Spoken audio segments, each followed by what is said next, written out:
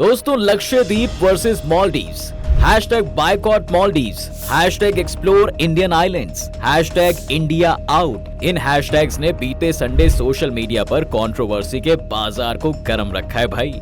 शुरुआत एक ट्वीट से हुई और फिर बहसबाजी की एक ऐसी जंग छिड़ गई कि पॉलिटिकल लीडर्स तो छोड़िए, बड़े बड़े बॉलीवुड सेलेब्स को भी इस जंग में कूदकर भारत के लिए स्टैंड लेना पड़ा। कुछ ही घंटों में बात इतनी बिगड़ गई कि मालदीव्स जाने वाले इंडियन यूथ ने कसम खा ली कि भाई अब किसी भी देश चले जाएंगे मगर मालदीव्स नहीं जाएंगे। उन्होंने अपनी ट्रिप कैंसिल की और इसके स्क्रीनशॉट्स को ट्विटर पर अपलोड कर दिया। एक के बाद एक जब होटल की बुकिंग्स तेजी से कैंसिल होने लगी तो मालदीव्स की अर्थव्यवस्था को जोर का झटका और भी जोरों से लगा। भारत में बैठे लोगों ने केवल एक टैप से 10,000 होटल बुकिंग्स और 2,000 से भी ज्यादा फ्लाइट टिकट्स कैंसिल कर दिए। और तो और खुद ईज माई ट्रिप के सीईओ ने तो मालदीव्स की सारी फ्लाइट बुकिंग्स को सस्पेंड करते हुए यहाँ तक कह दिया कि नेशन फर्स्ट। शाम होते होते लक्षद्वीप वर्सेस मालदीव्स गूगल पर सर्च होने वाला सबसे हीटेड मुद्दा बन गया। एक तरफ जहां मालदीव्स की सरकार पहले आढ़े टेढ़े बयान देकर कंट्रोवर्सी से अपना पल्ला झाड़ने की कोशिश करती रही, तो वहीं दूसरी तरफ इंडियन यूथ अपने स्टैंड से तस से मस तक नहीं हुई। ऐसे में सवाल ये आता है कि भाई संडे को आखिर ऐसा क्या हो गया कि यार दोनों देश आमने सामने आ गए। तो क्या थी ये पूरी कंट्रोवर्सी और इसने लक्षद्वीप वर्सेस मालदीव्स के कौन कौन से ऐतिहासिक पन्नों को खोल कर रख दिया, आइए जानते हैं आज के इस वीडियो में।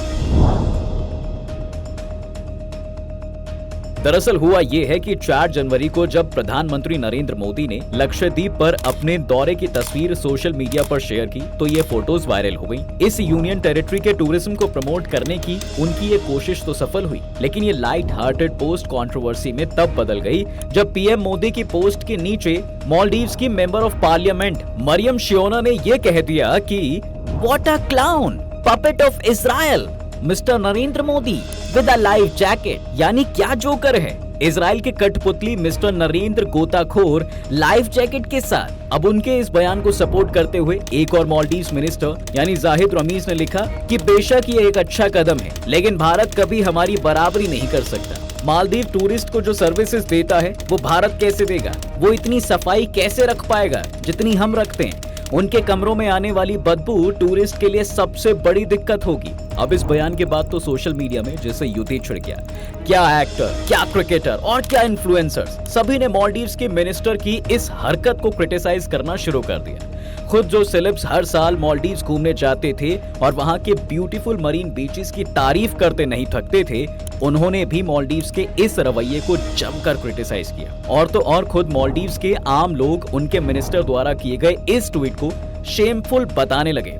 उनका मानना था कि एक चुनी हुई सरकार को रिप्रेजेंट करने वाले मिनिस्टर से ऐसा अपमानजनक स्टेटमेंट एक्सपेक्ट नहीं किया था। एक अलाय देश के प्रधानमंत्री पर वो इस तरह की टिप्पणी कैसे दे सकते हैं, और वो भी एक ऐसा देश जहां से हर साल लाखों की तादाद में लोग मालदीव्स घूमने आते हैं और इससे उनके टूरिज्म बिजनेस को फायदा भी पहुंचता है। कुछ ऐसा ही इमोशन भारत के हर इंडियन यूथ के अंदर भी था, इसलिए कुछ ही घंटों में दोस्तों उन्होंने मालदीव्स जाने की अपनी ट्रिप को कैंसिल कर दिया। अब सिचुएशन को हाथ से निकलता हुआ देख मालदीवियन गवर्नमेंट ने भी जल्दी एक्शन लिया और ये कहने से पीछे नहीं रहे कि सोशल मीडिया पर फॉरेन मिनिस्टर्स और अहम लोगों के बारे में की गई अपमानजनक बातों पर मालदीव सरकार की भी नजर है। ये कमेंट्स पर्सनल हैं और मालदीव सरकार का ये नजरिया ऐसा नहीं है। उनका कहना था कि हमारी सरकार मानती है कि डेमोक्रेसी में सभी को अपनी बात कहने का हक है, लेकिन कोई भी राय जिम्मेदारी से देनी चाहिए। इस तरह की बयानबाजी से नफरत या दुश्मनी नहीं फैलनी चाहिए। इससे मालदीव और दुनिया में अलाय देशों के साथ रिश्ते खराब नहीं होने चाहिए।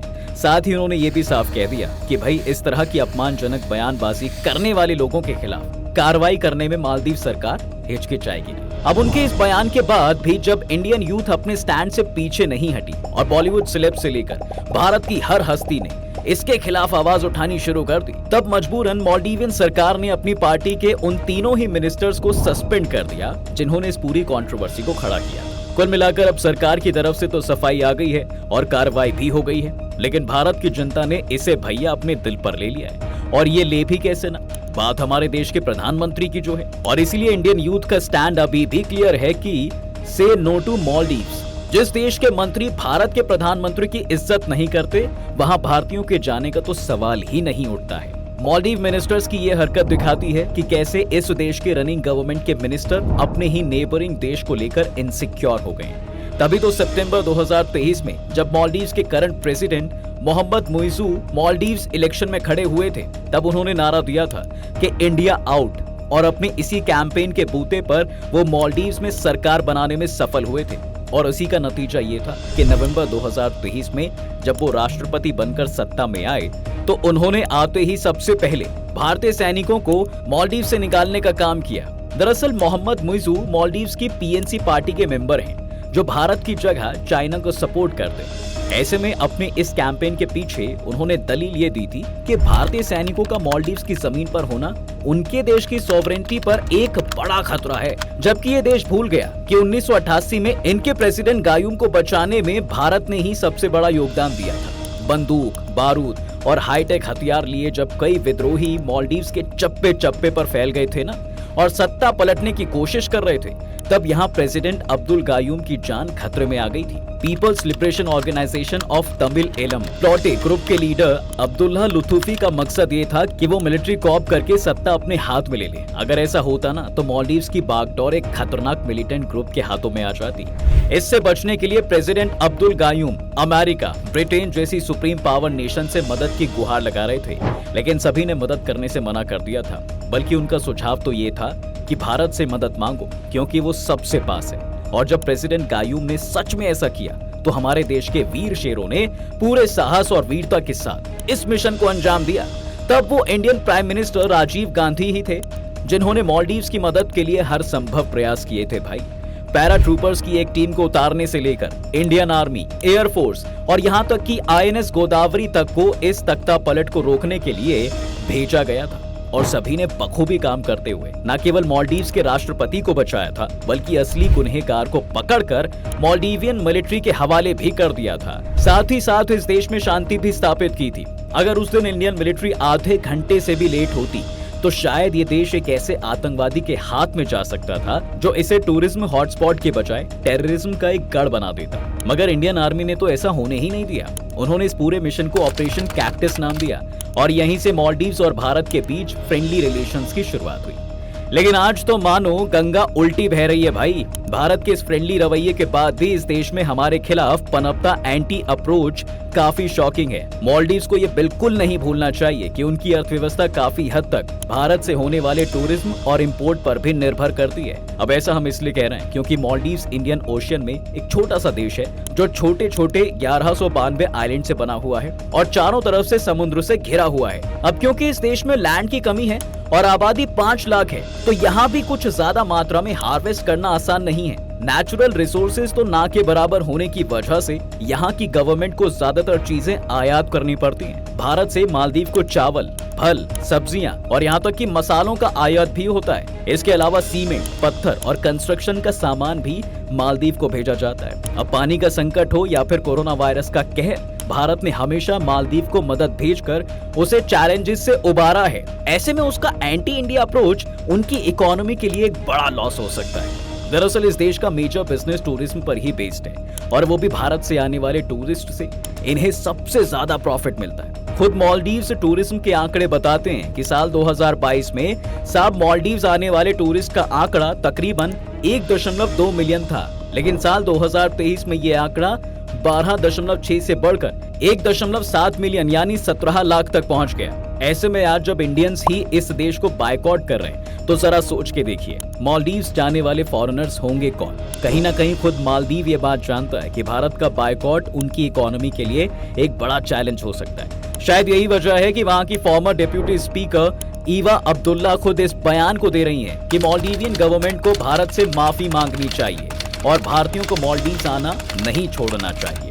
हालांकि इसमें कोई दोहराए नहीं है कि भाई जब भी टूरिज्म की बात होती है तो मालदीव्स के खूबसूरत सनी बीचेस, नीले समंदर और लग्जरियस विलास को ही याद किया जाता है। खुद कई इंडियन सेलिब्रिटीज और इन्फ्लुएंसर्स इस देश के ब्यूटीफुल मरीन बीचेस में जाकर अपना फोटो शूट कराना पसंद करते हैं। वैकेशन के लिहाज से भी इस देश में कंफर्ट और नेचर की झलक साफ मिलती है। लेकिन अब ज्यादा दूर जाने की जरूरत क्या है जब भारत के पास अपना खुद का लक्षद्वीप है।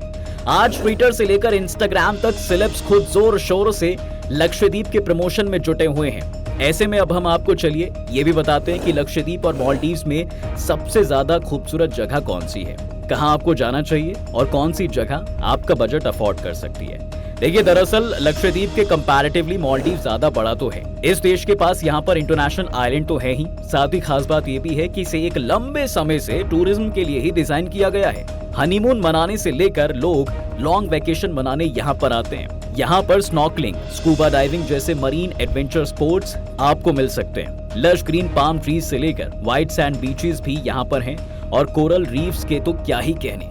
खास तौर पर लोग यहाँ नीले समंदर में बने रिजॉर्ट्स और स्पा का मजा लेने आते हैं। कुल मिलाकर ये कहा जा सकता है कि भैया मालदीव्स में वो सब कुछ है जो किसी भी एक इंसान को वेकेशन पर चाहिए होता है। लेकिन अब ये सब तो लक्षद्वीप भी ऑफर कर रहा है। दरअसल भारत के इंडियन ओशियन में मौजूद लक्षद्वीप भी उतना ही खूबसूरत है जितना कि मालदीव्स। जी हाँ, दरअसल लक्षद्वीप का मिनिकॉय आइलैंड मालदीव से केवल 100 किलोमीटर की दूरी पर ही है और ये आइलैंड किसी भी सूरत में मालदीव से कम नहीं है, बल्कि लक्षद्वीप की जो खूबसूरती है वो अभी भी कई रेस्ट्रिक्शंस के चलते अनटच्ड है। इसके कई आइलैंड्स ऐसे हैं जो ना तो अभी तक एक्सप्लोर किए गए हैं और ना ही वहां लोगों को जाने की परमिशन रही है। इसलिए लक्षद्वीप में कई जगह नेचर अभी भी अपने प्योर फॉर्म में आपको देखने को मिल सकता है। बस समस्या यही है दोस्त कि वहां अभी भी लग्जरियस विलास और एक्सोटिक रिजॉर्ट पूरी तरह डेवलप नहीं हो पाए हैं। यहाँ नेवी और मिलिट्री बेस के चलते भी कई आइलैंड्स पर जाने की रेस्ट्रिक्शंस लगाई गई हैं और यहाँ तक जाने का मात्र रास्ता भी कोचीन ही है। लेकिन अब ताज होटल्स की चेन भी यहाँ एक्सोटिक विलास खोलने पर विचार कर रही है। जी हाँ, और सरकार भी जल्द ही यहाँ तक पहुँचने के लिए ट्रांसपोर्ट पर काम करने वाली है। खुद कई ट्रैवल एप्स ने वादा ये किया है कि वो लक्षद्वीप में टूरिज्म को प्रमोट करने के लिए अच्छे डिस्काउंट भी ऑफर करेंगे। अब ऐसे में कहा जा सकता है कि वो दिन अब दूर नहीं जब लक्षद्वीप भी टूरिस्ट के लिए एक परफेक्ट डेस्टिनेशन बनकर उभरेगा। और लक्षद्वीप ही क्यों, खूबसूरत बीचेस का मजा लेना हो तो अंडमान भी एक परफेक्ट ऑप्शन है भाई। अब ये आपके ऊपर है कि आप भारत को आत्मनिर्भर बनाना चाहते हैं या अभी भी एंटी इंडिया अप्रोच रखने वाले देशों के टूरिज्म को सपोर्ट करना चाहते हैं। हमें कमेंट सेक्शन में लिखकर जरूर बताइए कि लक्षद्वीप और मालदीव में आप कहां घूमना चाहोगे भाई। फिलहाल इसी के साथ अब हम आपसे विदा लेते हैं। अगर ये वीडियो अच्छी लगी है तो इसे लाइक कर दें, अपने दोस्तों के साथ शेयर कर दें और चैनल को भी जरूर सब्सक्राइब करें।